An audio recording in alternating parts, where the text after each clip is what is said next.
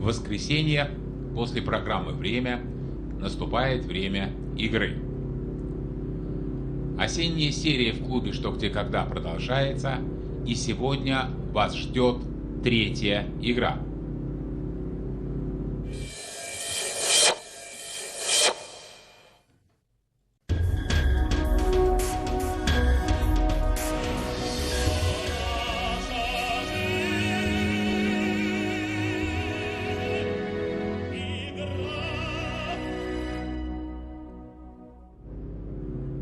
Против телезрителей сегодня играют финансист Ким Галачян, пиар-менеджер Ася Самойлова, маркетолог Никита Старун, аналитик Тимур Кафиатуллин.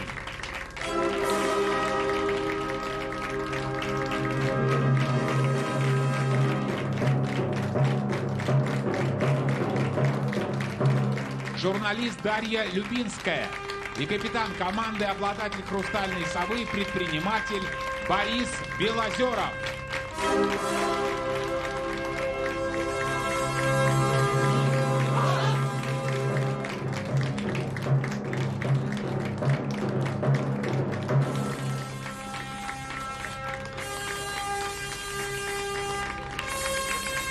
Против команды Бориса Белозерова сегодня играют Екатерина Маренкова-Дзержинск, Александра Свидерская-Замара, Фатима Карова-Нальчик, Татьяна Грапельман-Килкул, Сектор Блиц, Наталья Чеботарева, Нижний Новгород, Галина Варлыгина, Краснодар, Сабина Ирмамбетова, Симферополь, Сектор Суперблиц, Сергей Штерн, Тверь, Николай Сущенко, Карабулак, Алексей Нестеров, Минск, 13-й сектор.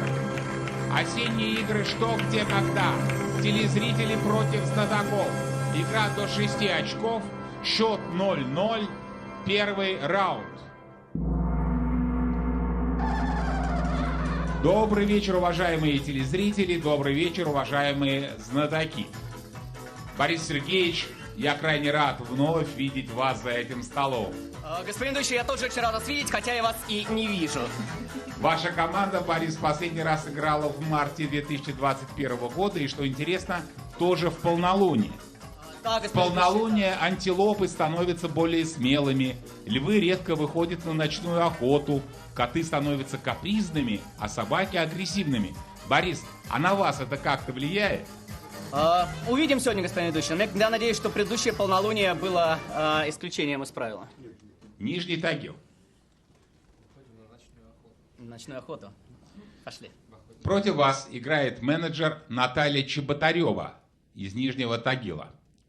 Внимание, старинная вещь.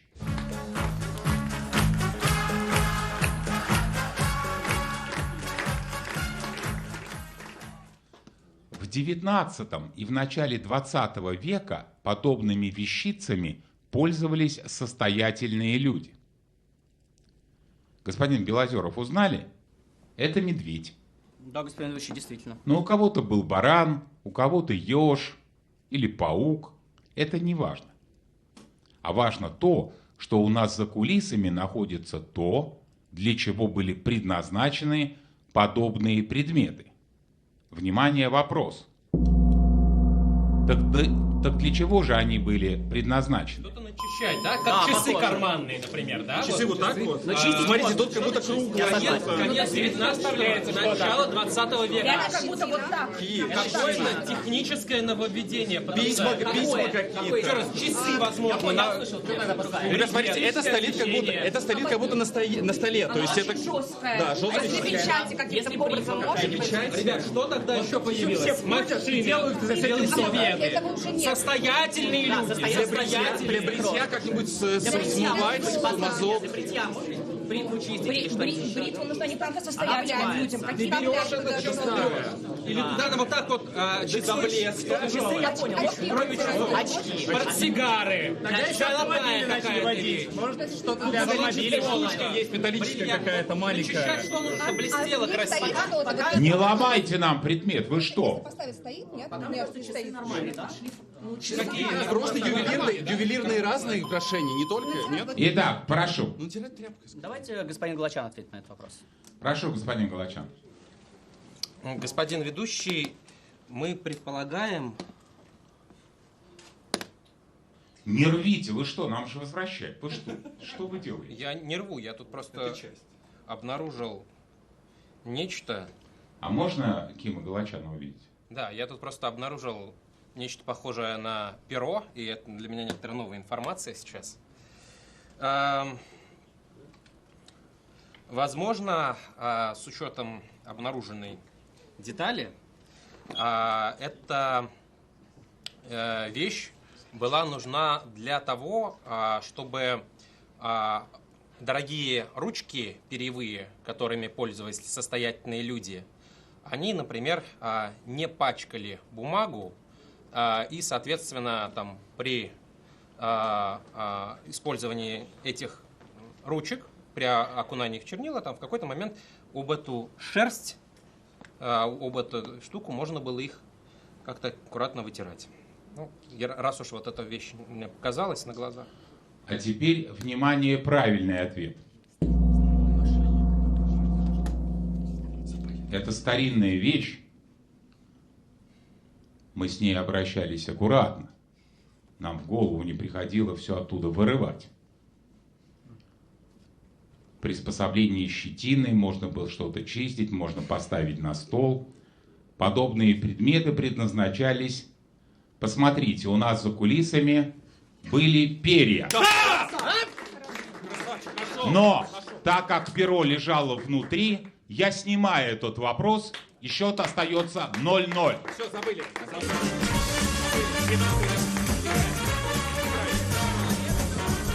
Интересы знатоков защищает директор департамента коммуникаций госкорпорации «Росатом» Андрей Черемисинов. Добрый вечер, Андрей. Добрый вечер, господин ведущий. Господин Черемисинов, Да. произошла накладка, там оказался ответ на вопрос. Я думаю, что вы не будете возражать, если мы этот вопрос снимем. Потому что там был ответ. Я буду возражать, но вряд ли это к чему-то приведет. Это разумно. Не возражать разумно, я имею в виду. Андрей, с учетом летних игр у знатоков была серия из 4 поражений подряд. И вот на прошлой неделе команда Козлова прервала эту серию. Скажите, вы как-то отмечали это событие? Вы лично? Ну да, господин ведущий, я 3 дня не ходил на работу. Если серьезно, то я много думал о команде Николая Рускина, потому что, с моей точки зрения, команда взяла на себя основной такой удар, им выпал суперблиц, им выпал 13-й сектор, и они своей игрой расчистили дорогу для команды Андрея Козлова, которая эту дорогу прошла с честью и дошла до победы. Но я хотел бы отметить, что это все-таки победа 2 команд в одной игре. Благодарю вас. Первый раунд.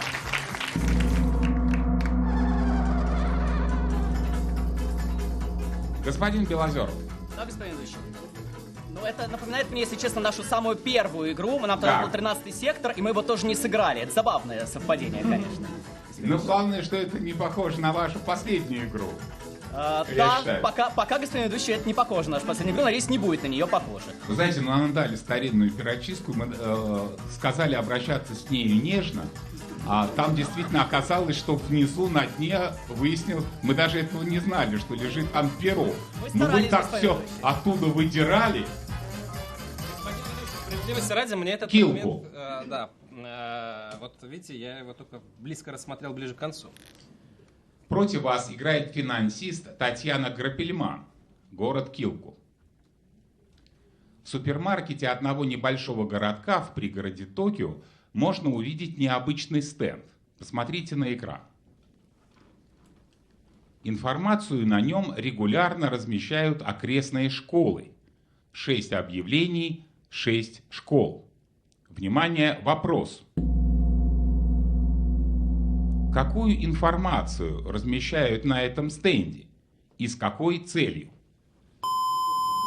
5 столбцов, и тут больше столбцов. Для какой-то школы. Это не может быть, что им нужны там ручки, тетрадки, что-нибудь такое. товарная школа? Что это меню. школьное, чтобы родители покупали еду, отличающуюся от этого меню, чтобы дети разнообразно питались. Хорошо, это интересная версия. Да, может, мне кажется, да. Или наоборот, чтобы ингредиенты, может быть, тогда для того, чтобы готовить. Крайние столбцы — это цифры. Крайние столбцы справа — это Чтобы они цифры. готовили то, что... Ребят, давайте вниз лучше пообщаемся. Пообщаемся. Может быть, наоборот, чтобы они принесли эти продукты. Смотрите, на каждом... давайте, если принесли эти продукты, это лучше, чем если они будут готовить другое? Кроме продуктов, Чтобы они готовили то же самое, что в школе учили. Нет, смотри, на самом деле, если бы, чтобы им приносили продукты, это школа бы отправляла. Чтобы дети одинаковые приносили, они же бенто-ланчи носят. В школах Японии не кормят. Чтобы дети приносили одинаковые и не завидовали друг другу. Это школьники, они школы делают. Чтобы родители Одинаковые бенто. Ну, это нормально? Это нормально? Итак, пора отвечать. И отвечать будет Госпожа Самойлова. Ася Самойлова. Прошу. Это ваш первый ответ? Нет, второй, первый был неудачным. Попробуйте. Итак, какую информацию размещают на этом стенде и с какой целью? Я думаю, что школы размещают на этом стенде информацию о желаемом обеде, который они хотели бы, чтобы родители приготовили детям. А нужно, то есть информацию о питании. А нужно это, например, для того, чтобы дети не завидовали друг другу, чтобы у них было все одинаковое. То есть, знаете, бывает такое, что, например, у кого-то вкуснее, у кого-то менее вкусно, а так все просто у всех одинаковое. Ваш ответ понятен. А теперь, внимание, правильный ответ. Господин Белозеров, вы можете, вы так шумно обсуждали, а какие были еще варианты у вас в обсуждении, мне интересно? Была версия, от которой мы вот эту версию придумали, была версия про то, что это меню само по себе, а родители должны покупать что-то другое, чтобы дети не приносили в школу то же самое. И, возможно, что это меню, но это ингредиенты, которые должны родители покупать, чтобы школа готовила эту еду. Борис, Б. Вариант Б. Стенд с объявлениями в супермаркете, то есть второй вариант, который вы сказали, он правильный. Окей. Где родители закупают продукты, а на стендах размещают меню школьных обедов, чтобы родители не покупали на ужин то, что их ребенок ел на обед. 1-0 в пользу телезрителей. 100 тысяч рублей получит Татьяна Графельман, город Килку. Интересы телезрителей защищает вице-президент Альфа-банка Алексей Гиязов. Алексей, добрый вечер. Добрый вечер, господин ведущий. Скажите, а вы сильно переживали, что все-таки вот спустя 4 победы телезрители все-таки проиграли? Для вас это было травмой? Ну, я ходил на работу, как всегда, в отличие от Андрея. Но, знаете, для телезрителей всегда хорошо. Когда они выигрывают, это хорошо. Когда выигрывают знатоки, тем более с большим, крупным счетом, это тоже хорошо, потому что резко увеличивается призовой фонд финальной, собственно, игры сезона. Господин Гиязов, а у меня к вам такой вопрос. Вы человек неопытный. Все-таки ошибки телезрительницы Натальи Чеботаревой в том, что перо оказалось внутри предмета. Нет, может быть, как-то вы не думали над тем, чтобы как-то компенсировать ей утрату? Я об этом думал. Так, но не решились. Знаете, с одной стороны, очевидно, она бы выиграла, потому что знатоки приготовили версию про часы и вообще мимо. С другой стороны, положить ответ в вопрос — это тоже как-то небрежно. Это же не ее ошибка. Это наша ошибка. Согласились. И за вашу ошибку телезритель получит 100 тысяч рублей. Господин Гиязов, если вы хотите, я вам половину верну. Нет, спасибо. Второй раунд.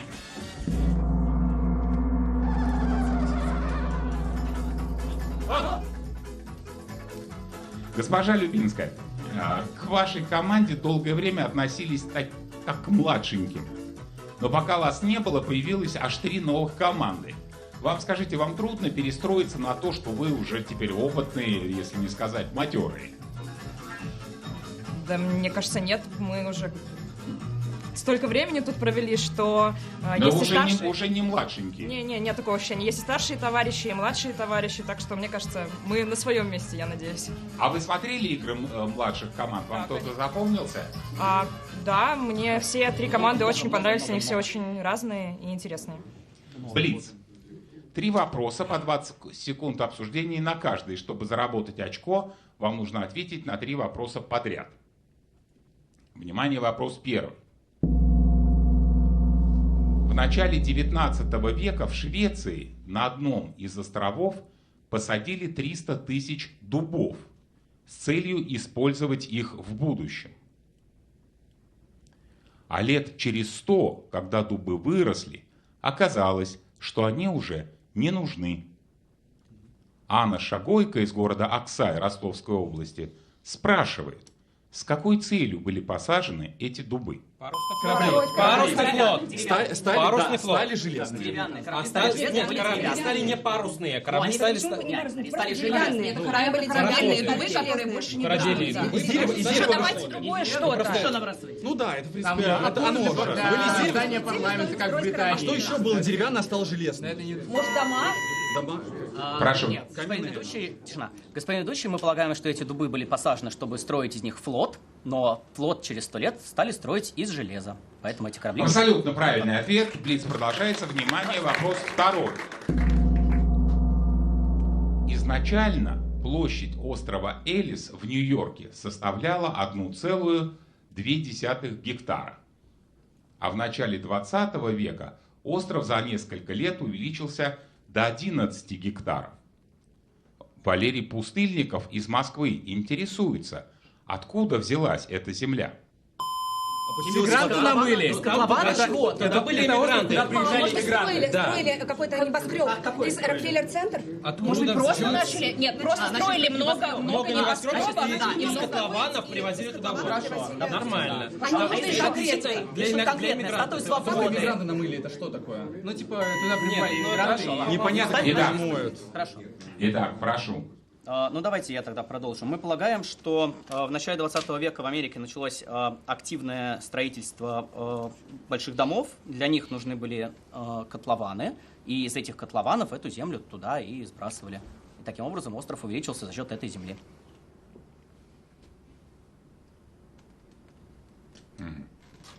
Теперь, внимание, правильный ответ.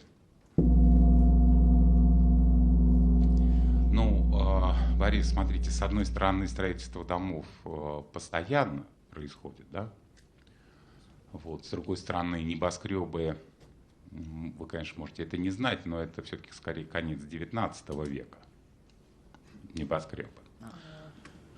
А на остров свозили землю, вырытую при строительстве нью-йоркского метро. Это жалко, да. Метро. 2-0. 2-0 в пользу телезрителей. И 100 тысяч рублей получит Валерий Пустыльников из Москвы. Госпожа Александрова, вы так радовались, у вас был ответ на этот вопрос? Да. Да? Ну вот у кого-то из ребят был, да. Господин Антохин придумал, да. Господин Антохин вообще бог досрочных ответов. Особенно стоя, господин ведущий. Да. 3-й раунд.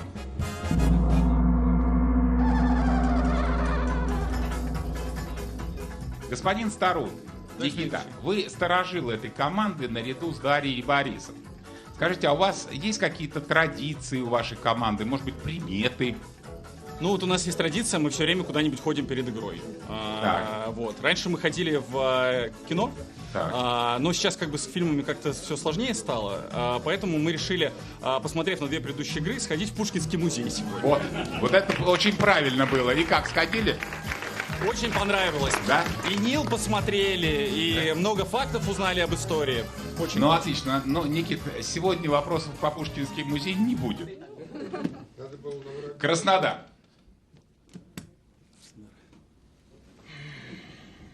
Против вас играет учитель русского языка и литературы Галина Варлыгина из Краснодара.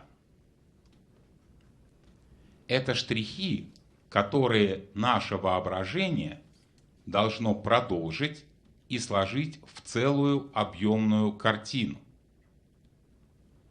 Это океан, суженный до размера аквариума, но все равно остающийся океаном. Пространство крошечное, а вмещает в себя целый мир. Внимание, вопрос.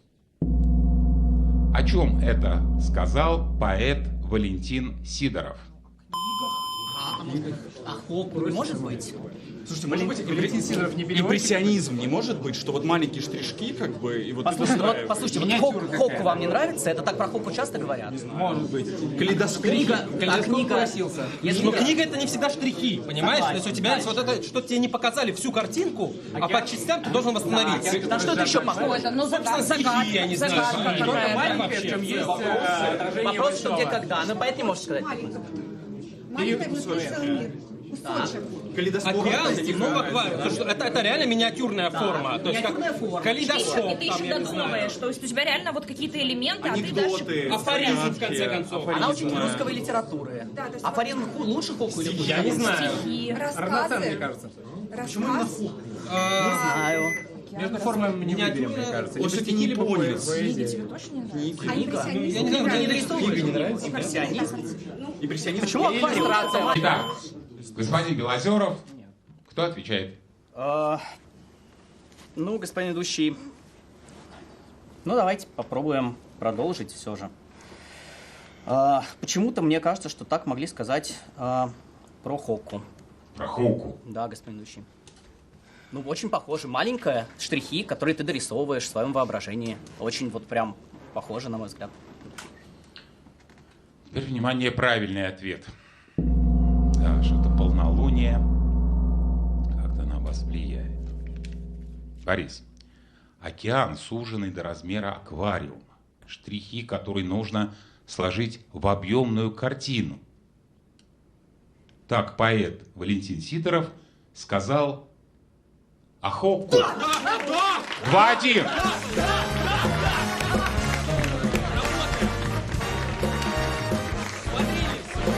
Уважаемые телезрители, букмекерскую компанию «Винлайн» в клубе «Что, где, когда» представляет спортивный комментатор Денис Казанский. Добрый вечер, Денис. Добрый вечер, господин ведущий. Вот и снова за столом 6 знатоков. Вы соскучились по обычным играм, по обычным правилам? Ну, вы знаете, в жизни, мне кажется, скучать лучше обоюдно. И правила, ну, не правила красит человека, а человека правила. Вот по команде Белозерова я соскучился. И очень надеюсь, что это взаимно. Потому что она очень приятная команда. И вот это ощущение приятности сейчас есть и у всех тех, кто следит за хоккеем. Потому что недавно Винлайн стал партнером 6 команд континентальной хоккейной лиги. И зрители в Челябинске, Екатеринбурге и Казани не дадут соврать. Такого красочного открытия сезона не было никогда. Так что любите спорт, наслаждайтесь игрой, а остальное за Винлайн. Благодарю вас, Денис. Мне надо переварить эту информацию, пока идет реклама на Первом канале. Продолжаем игру. 4-й раунд. Уважаемые телезрители, ваши вопросы на игру можно присылать по электронной почте, адрес вопрос@tvigra.ru, по почте, либо заполнить форму на сайте tvigra.ru. Господин Гиязов, а также не забывайте, да? Про наш любимый 13-й сектор. 13-й сектор. 13.alfabank.ru. Совершенно верно, 13.alfabank.ru. Вот такой красивый адрес. Ну что, господин Белозеров, спасли вы ситуацию-то? Ну, господин ведущий, сейчас самое главное поймать настроение, а дальше должно быть хорошо. Я вам так скажу.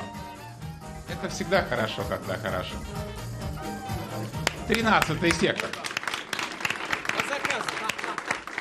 По заказу. Интернет против знатоков. Итак, сегодня в 13-й сектор поступило 21 735 вопросов, и сейчас компьютер выберет один из них. Вопрос из Могилева, и против вас играет Павел Козлов, инженер-конструктор. Внимание, вопрос. Что писатель Дэвид Митчелл назвал «солнце, возвращенное деревом»? Возвращение хорошо. Абрикос еще есть, понимаешь? Лимон. Ребятки, солнце питается и растет благодаря... Вот, дерево питается и растет благодаря солнцу. И что возвращается? Смола, янтарь. Янтарь. Янтарь. Дэвид Митчелл, какие реалии? Англичанин, современный писатель. Янтарь. Янтарь оранжевый, он действительно древесного происхождения. Такое ощущение, что это должно быть у каждого дерева, да? Еще на всякий случай наброшу просто огонь, костер, понимаешь? А он на... О, это хорошо. Нет? Он греет. Что, костер? Ну, в смысле, огонь. Огонь, наказывается. Возвращенное деревом. Вот Да. оно, да, что-то У нас есть апельсин, у нас есть костер и янтарь. Вот как бы вот что из этого тебе больше кажется? Я не Плоды знаю. бывают разные. Если бы она бы нам ее дали бы. Я не знаю, что вам нравится. Мне сложно. Янтарь сложно, апельсин просто. Итак, кто будет отвечать? Сложно, господин Кто ведущий, отвечать конечно. Ну, давайте госпожа Самойлова ответит. Прошу вас, госпожа Я Самойлова. надеюсь, что в этот раз мне повезет. Возможно, это апельсин. Возможно, апельсин. А вы выбирали, Борис, опять... Из 3 версий, господин ведущий, апельсин, янтарь и костер, огонь. Давайте посмотрим на экран. Внимание, правильный ответ. Я не знаю. Огонь. По-моему, Ким Галачан придумал эту версию, Ну, сорян, я не знаю. но ее не выбрали. Счет становится 3-1 в пользу телезрителей. 100 тысяч рублей получит Павел Козлов из Могилева. Уважаемые телезрители, команда Андрея Козлова под руководством Михаила Муна, одержав победу на прошлой неделе, завоевала право сыграть в зимней серии, в которой уже 1,5 года назад вышла команда Александра Друзя. И, наконец-то, дождалась первого своего соперника. Господин Друзь, скажите, вы... Добрый вечер, во-первых. Добрый вечер. Александр, вы рады, что Козлов с вами теперь? Да, я всегда рад, когда Андрей Козлов с нами. Я только не понял, почему мы вышли туда так давно. Ну, вы вышли туда еще, когда выиграли финал весенней серии. Мне послышалось, что вы сказали не полгода, а 1,5. Может быть... Да, может быть, вы вышли и 1,5, но для меня полгода назад. А я сказал 1,5, да? Ну, извините, я оговорился. Александр, скажите, а вот вы можете мне объяснить, почему команда Андрея Козлова не стала помогать с версией метро, не закричала «помощь» на... Может быть, потому, господин ведущий, что большая часть нью-йоркского метро, она проходит над землей. Нет, не поэтому, если позволите, потому что это был второй вопрос Блица, и тратить помощь, не знаю, какой там третий вопрос, кажется неразумным. Просто вот по этой причине. То есть вы стратегически, пусть проигрывают. Нет. 5-й раунд.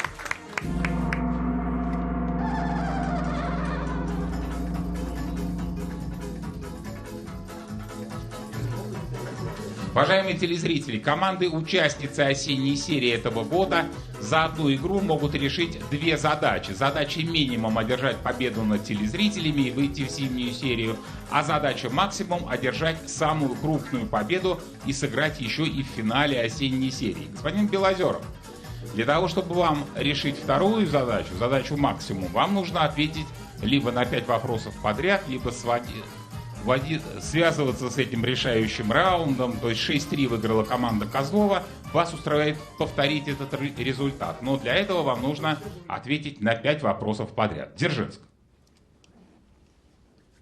Против вас играет школьница Екатерина Маренкова из Дзержинска. Вопрос снят самой телезрительницей. Внимание на экран. Здравствуйте, уважаемые знатоки! Мы живем в городе Дзержинске, в 40 километрах от Нижнего Новгорода. Мой брат каждый день ездит на учебу на автобусе в Нижний Новгород. Для того, чтобы автобус не проехал мимо остановки, студенты голосуют не как обычно, а вот так. Теперь, внимание, вопрос. Что означает этот жест? Готов стоя ехать. Это прикольно, дальше. Да, Что, типа, даже не этих мест. А вот так вот, да, как бы? Вот То есть не вот так, так. а вот так, да, как бы? Вам не кажется, что это дальше. может быть спортивный университет Спортивный или вот что-то такое? А почему автобус Что, типа, до останавливается при этом? спортивной? До спортивной какой-то? Он должен остановиться и посадить, но он почему-то может проехать. Когда он полный. Их остановку проехать. Да, почему-то он может Потому проезжать что, остановки. что еще? Почему автобус может проехать? Потому что полный это самое. Или потому что нет людей на остановке, людей, соответственно, да, там Даже не заметил. нет денег, там как бы, то есть какой-то способ оплаты, еще Как можно что-то. показать платежеспособность? Кошелек. Рукой обычно показывают. Да, что это заплачено. Разменять там большие купюры. Это все-таки очень похоже на спортивный жест. Что-то с Ну, этим не может быть. рука под прямым углом все-таки, да? Я понимаю, вот так. знаешь, как будто он силу Он что-то показывает. держит на там рюкзак какой-то висит у него. А, если вешают, то что ты Ну что означает? Значит, мы говорим про... Готовы стоит? Хорошо. Хорошо. Господин ведущий, мы готовы отвечать. Господин Кафиатуллин ответит на этот вопрос. Прошу, Тимур Кафиатуллин. Господин ведущий, мы считаем, что этот знак означает, что вот брат нашей телезрительницы готов ехать стоя, да, если все сидячие места в автобусе заняты. То есть он готов ехать, стоять и держаться за поручень. А теперь, внимание, правильный ответ.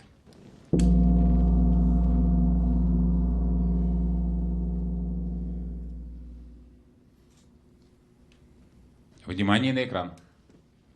Когда сидячих мест нет, автобус на остановке не останавливается. А этим жестом студент говорит, что готов ехать даже стоя. Водитель знает этот жест и тормозит. 3-2. 3-2. Тимур Кафиатуллин сокращает разрыв в счете.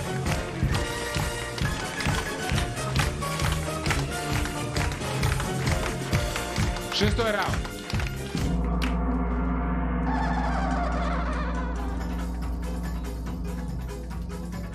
Уважаемые телезрители, по окончанию этой игры лучшему знатоку будет вручен «Хрустальный атом», традиционный приз от госкорпорации «Росатом».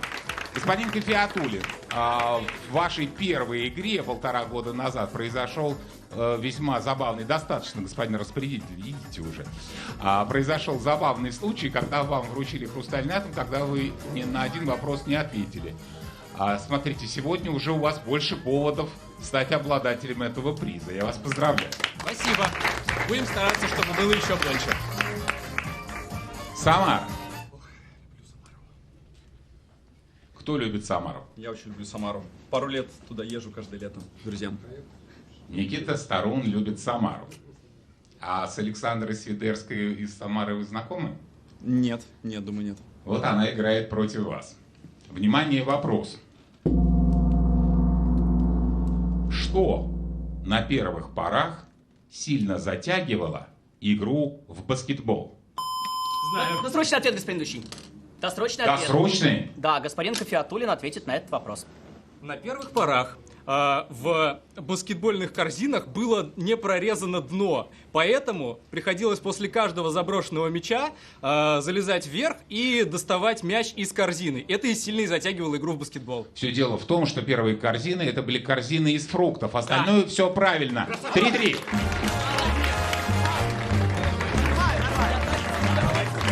Тимур Кафиатуллин сравнивает счет и приносит для своей команды, да, корзины для фруктов, да, меня поправляет. Я что-то оговариваюсь, господин Друзь, все время сегодня. Это, наверное... Полнолуние, господин ведущий. Да. Я как лев плохо хожу на охоту, а время ночное. 7-й раунд.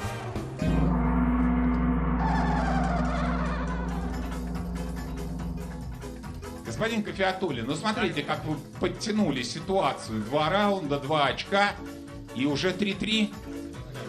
Работаем на результат. Жизнь налаживается. Тимур, скажите, а Суперблиц вы сегодня играете или еще пока неизвестно? Давайте подождем, когда он выпадет, тогда и услышите и увидите все сами. Или не выпадет. Или не выпадет, вот подсказывают. Правильно говорю. Как говорится, я знаю одну песню, от которой все рыдают или не рыдают.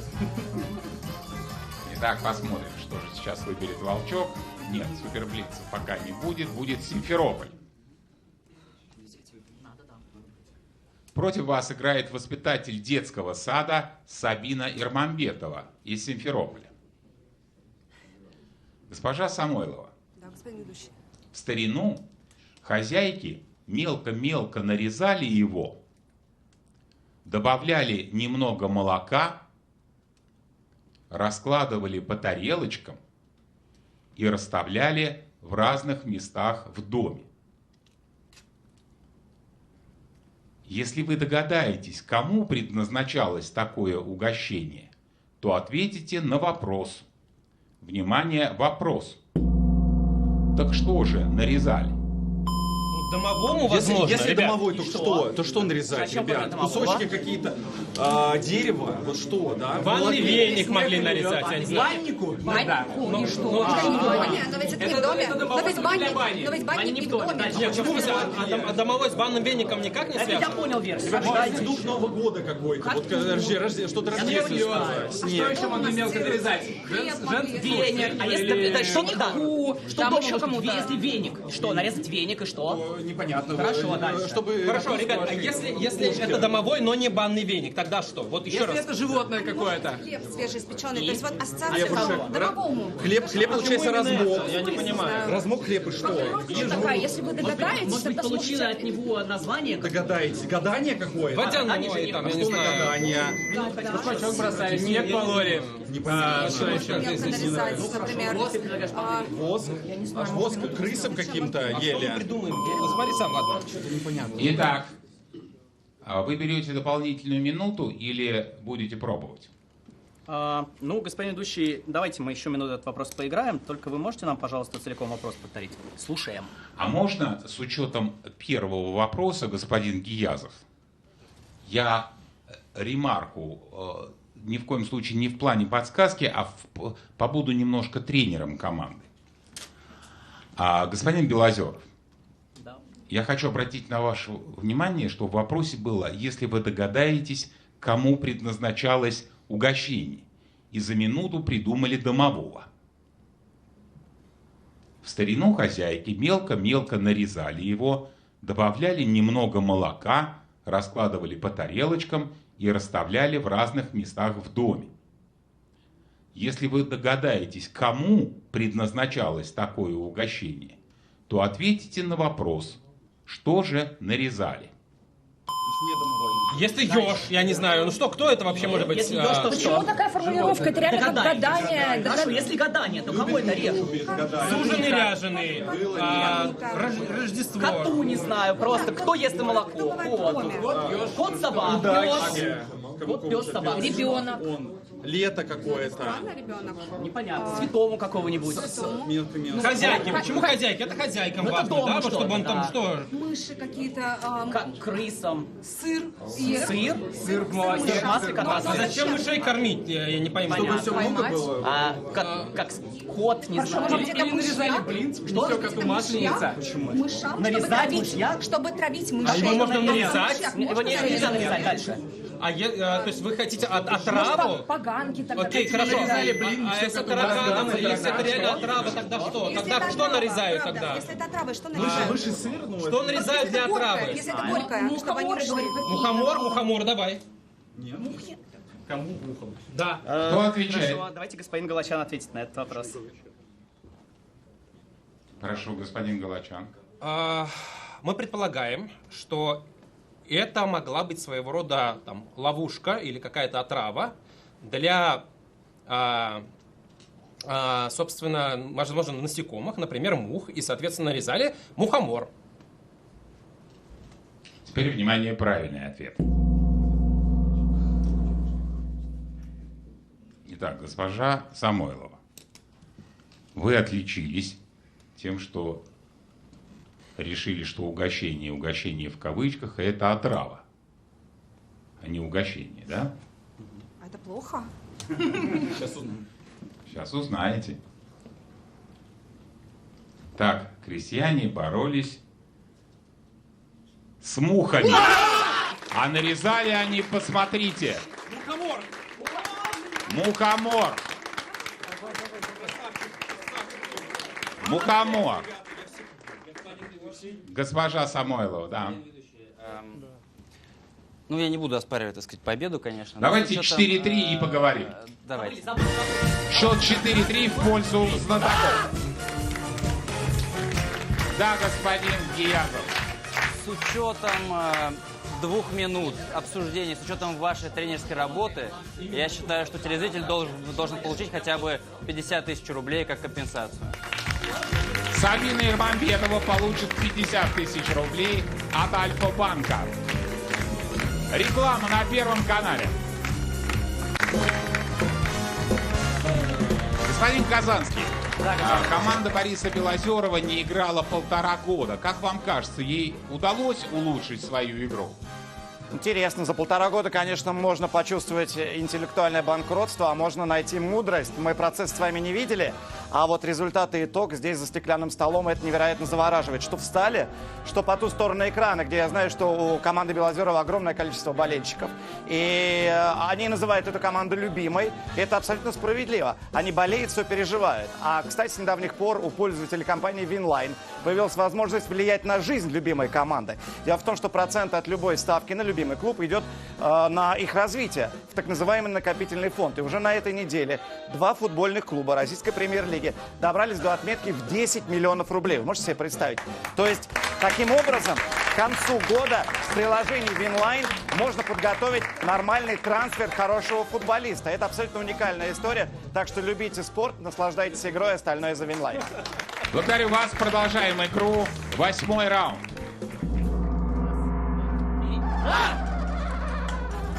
Так, госпожа Самойлова, на первую игру свою вы попали, что называется, с корабля на бал. Есть такое дело. А перед второй было аж 1,5 года на подготовку. Я чувствую, это сказалось на вас. Вы подготовились хорошо.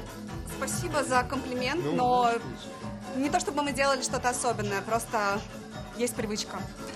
Скажите, Ася, перед этой игрой я слышал, что вы давали себе установку «танцуй, как будто никто не видит». Вам это удается? Пока на где-то 70%. Если хотите, я попрошу всех отвернуться. А вы можете? Да, конечно. Господин Козлов отворачивается вообще на раз. Спасибо. Но я должен вас огорчить. Суперблиц. Господин ведущий. 3 вопроса, по 20 секунд размышлений на каждый. Играет один знаток. И кто остается за столом? Приезжаю. Господин Галачан сыграет в этот раз Суперблиц. Господин Галачан. Чтобы одержать победу, вам нужно ответить на 3 вопроса подряд. И напоминаю, что в этом сезоне компания Winline учредила приз для знатока, который сумеет выиграть Суперблиц. Внимание, вопрос 1.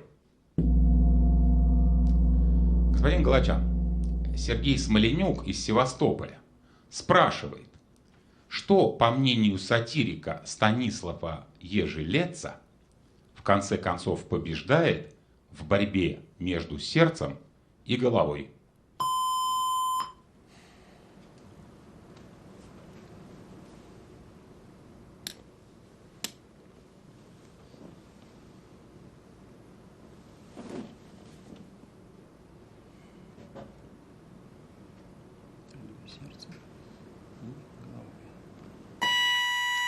Итак? Дружба. Дружба. А теперь, внимание, правильный ответ. В борьбе между сердцем и головой побеждает, по мнению сатирика, желудок. Была у меня эта версия, господин ведущий, но мне показалось, что дружба смешнее. Ну давайте посмеемся, но счет становится 4-4. Я думал, я показалось... 100 тысяч рублей от Альфа-банка в Севастополь Сергею Смоленюку. Итак, ну что, господин Мун, теперь вас уже без решающего раунда команда не обойдет. Вы какой-то расстроенный. Нет, господин ведущий, я правда болею. Я болею за ребят, правда. Госпожа Повышева. Алена, здравствуйте. А вот вы опытный капитан. Как вы считаете, стоит ли команде брать решающий раунд, понимая, что в случае весьма вероятного поражения сезон закончится? Или надо постараться просто выиграть и уже потом в зимней серии попытаться отличиться? Но мне кажется, Борис не сильно менее опытный капитан, чем я, и уж точно не менее талантливый. Но я в таких случаях иду до всех возможных шансов. Алена, вы понимаете, что в этой серии уникальность ее в том, что команда ничего не теряет. Ей надо просто выиграть игру, и она будет играть в зимней серии. А я, знаете, верю в какие-то высшие материи, которые за это потом мстят. Господин Рускин, давайте я вас, как опытного капитана, спрошу. Вот вы как считаете, надо брать решающий раунд? Ну, еще, конечно, до этого не дошло, его можно брать только при счете 5 в пользу знатоков, но если это наступит, то будет столько шума, что я боюсь, что мы с вами поговорить не успеем. Вы рисковый человек, как Алена, или вы такой дальновидный? По-моему, видел я игру, где госпожа Повышева отказалась брать решающий раунд. Вот.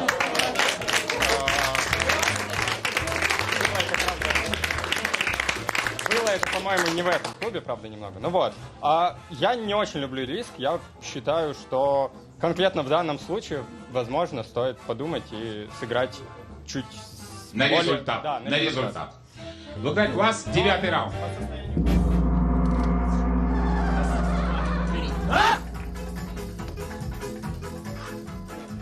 Господин Калачан. Да, господин ведущий. Скажите, ну а на ваш взгляд, вот сейчас спокойный пока счет 4-4, на ваш взгляд, удалось команде качественный скачок совершить по сравнению с вашей последней игрой? Ну, по сравнению, конечно, прогресс есть, потому что, одно дело мы вместе играем там 2 недели, а другое 1,5 года. То есть здесь сложно спорить с этим. Скажите, Ким, а были какие-то вопросы, которыми вы сегодня довольны? Вот, что хорошо сыграли? Да, мне кажется, все наши версии были неплохие, я вам так скажу, господин ведущий. Но всегда можно играть лучше, вот мог счет быть 8-0, нормально было бы. Нальчик, против вас играет научный сотрудник Фатимат Карова, город Нальчик. Внимание, Мария Малибран.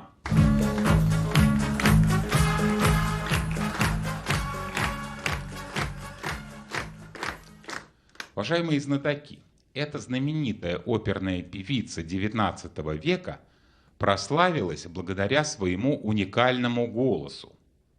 Ее именем назвали, в частности, театр в Венеции, да и не только. Тем, что еще было названо ее именем, любовались и сам Пушкин, и многие жители Петербурга, хотя в Петербурге Мария никогда не бывала. Внимание, вопрос. Что же было названо а-ля Малибран? Прическа, ребят, прическа а-ля Малибран. Вот просто прическа. Нет, не знаю. Дальше. Ребят, помните, на экране, если что. Ребята, вспомните, пожалуйста, как выглядит портрет Гончаровой. Вот что похоже, платье или прическа? Ребят, платья у нее могли быть разные, абсолютно. Она оперная, у нее разные были образы. Может быть, и вот и декольте названо а-ля Малибра, понимаете? Почему у нее нет? Интересно. Хорошо, ребят. В Петербурге, почему не в Москве? Балы? Дальше. А если какое строение? Да, городское что-то. Башня какая-то. На что это похоже? Что еще есть? Она держит веер и перчатки. Фонтан какой-то? Фонтан назвали? Ребят, но при этом, смотрите, это не сохранилось. Вот вам конкретно прям дали Пушкина. То есть это мода того времени. Пушкин любил балы, еще кроме вот если это реально пирожное какое-то любовали. Украшение на голове. Украшение, сережки. Это фероньерка называется, это раньше забыли. Я не придумываю, какой конкретно, не знаю. Я не помню. Итак, кто отвечает? Дайте мне, пожалуйста. Давайте госпожа Любинская ответит на этот вопрос. Господин Ильич, можете, пожалуйста, повторить про Марию Малибрант? Весь текст? Ну, если вы можете, господин ведущий, будем вам очень признательны. Знаменитая оперная певица XIX века прославилась благодаря уникальному голосу. Ее именем назвали, в частности, театр в Венеции. Тем, что еще было названо ее именем, любовались и сам Пушкин, и многие жители Петербурга, хотя в Петербурге Мария никогда не бывала. Что же было названо а-ля Малибран? Мы думаем, что а-ля Малибрант назвали прическу, которую мы видим на этом портрете. И, возможно, во времена Пушкина она как раз была в моде, и он и другие жители Петербурга могли любоваться этой прической на дамах. А Пушкин здесь при чем? Возможно, Наталья Гончарова тоже носила такую прическу. Теперь, внимание, правильный ответ.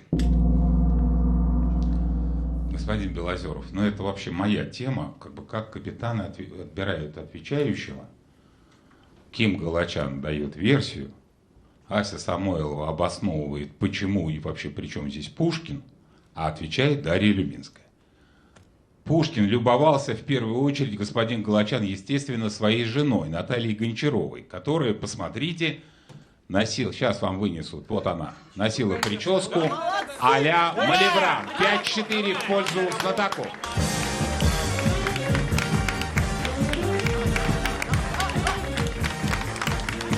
Господин Белозеров, с вашего разрешения я начинаю 10-й раунд. Прошу вас, господин ведущий.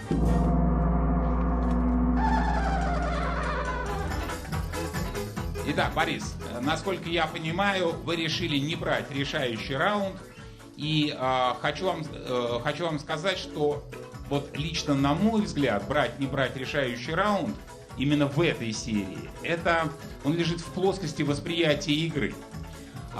Если для вас главный соперник телезритель, главное обыграть его, то решающий раунд не надо брать.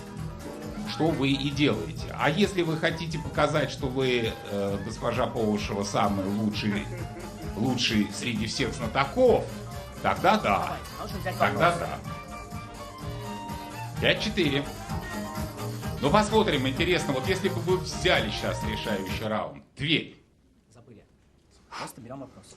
Вы бы кого оставили за столом? Господин ведущий, я не обсуждаю прошедшие события. Понял. Сейчас. Против вас играет руководитель оздоровительного центра Сергей Штейн из Твери. Посмотрите на экран. Перед вами Анимакрис унгикуларис, житель пустыни Нами. По утрам эти жуки забираются на гребни высоких дюн и застывают в такой необычной позе. Внимание, вопрос. С какой целью они это делают? С выпадением росы что-то должно быть связано. Собирают росу, я понял. Да. Дальше. Она конденсируется, ребят. Она, скорее всего, на них самих конденсируется. Ребят, смотрите, может быть, их засыпет песком ветер, и они что-то вот они в песке. Что они в песке найдут? Может быть, нагреться как-то. Если нагреться, то зачем? Ищут более мелких насекомых и питаются ими. Ребят, можно мы артикулируем про росу? Типа, вода, влажность по утру конденсируется на жуке. Снизу нету росы, снизу нет росы. Там пустыня.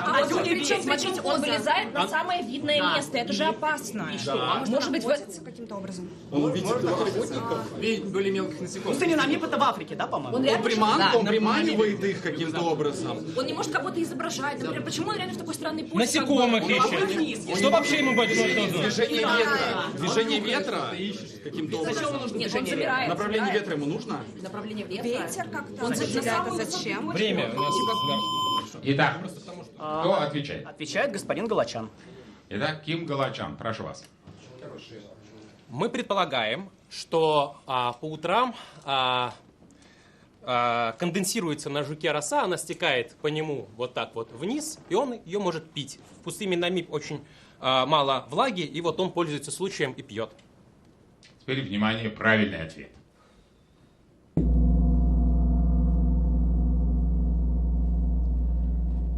Да, господин Белозеров, вы правильно сделали, что не взяли решающий раунд. И я потом объясню, почему. Жук забирается повыше на дюну во время утреннего тумана. Посмотрите на экран.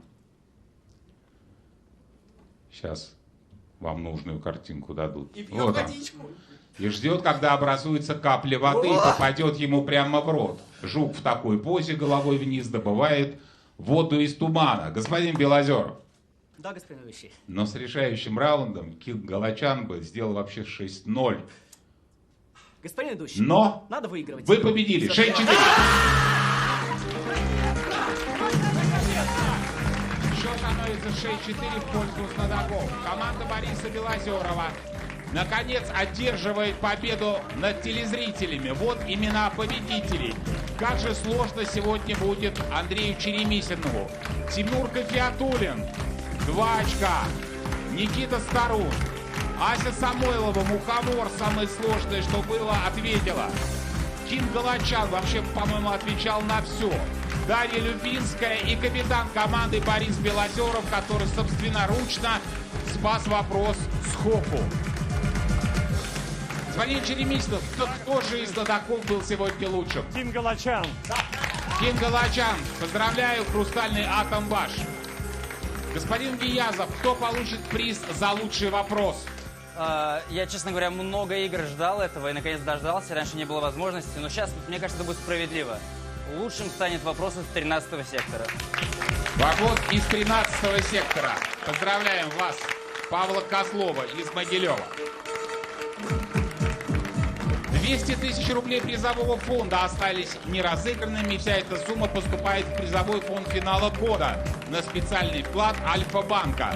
Теперь в призовом фонде 2 миллиона 257 тысяч рублей. Уважаемые телезрители, 4-ю игру осенней серии смотрите в следующее воскресенье, 16 октября, после программы «Время».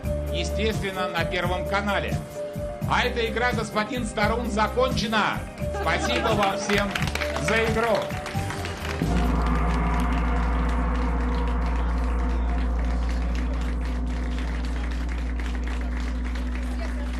А сейчас на Первом канале документально-игровой исторический фильм «Романовы».